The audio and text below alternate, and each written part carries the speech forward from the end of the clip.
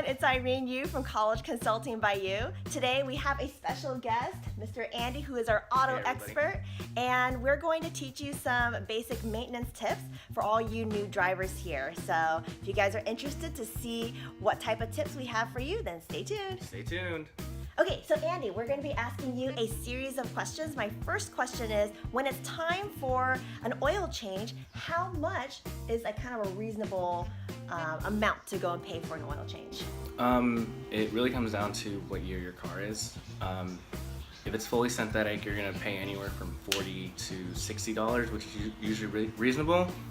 A dealership is going to charge you more, so if you ever go to the dealership, they're always going to charge you way over. It's going to be anywhere from probably $80 to $100, depending on what car you drive. You drive like a high-end car, luxury. Okay. It's gonna be like $120 oil change for a Beamer or a Mercedes-Benz. So expect those type of prices. But if you go to somewhere that's local, you're gonna pay anywhere from, if it's luxury, around $80. If it's just like a basic passenger car, like a newer, like a Toyota or a Honda or whatever, it's going to be anywhere from $40 to $60. If it's conventional, you never want to pay any more than $20. That's how much it should cost for a regular 4-cylinder car. So there's 3 types of oil. There's conventional oil, which can run on any car. There's synthetic blend, which is a blend between conventional and synthetic. And then there's fully synthetic oil. Each one comes at a different price. Conventional is cheaper, synthetic blend's a little bit more, and fully synthetic is much more expensive. Very helpful. Okay, and my second question is, when your emergency light turns on, what should you do?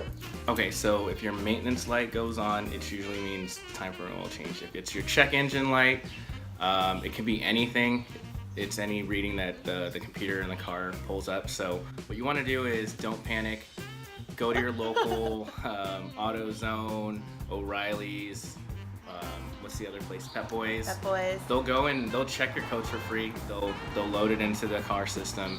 They'll tell you which codes are reading, and they'll tell you everything that's wrong with your car that the check engine light is showing. So you can take that information with you if you go to a local shop, and you can kind of tell what's really wrong with the car. So if they tell you there's extra things wrong with the car, you can be like, well, my check engine codes flash this. So. Okay, so those are essential maintenance tips to make sure that your car is up and running. Now, if there is an emergency, what should we do?